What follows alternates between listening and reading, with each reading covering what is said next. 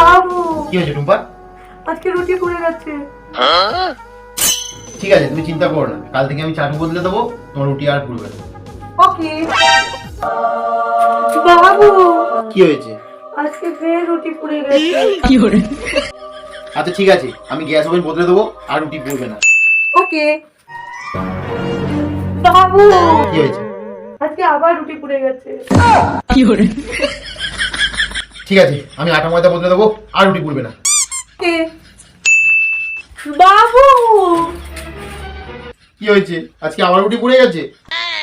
তুমি তো সবকিছু পাল্টে দিয়েছো, তাও রুটি পুড়ে যাচ্ছে, কি হবে এবারে? আমার যেটা পাল্টানোর দরকার সেটাই তো পাল্টানোর সাহস আমার নেই। না না, কিছু না।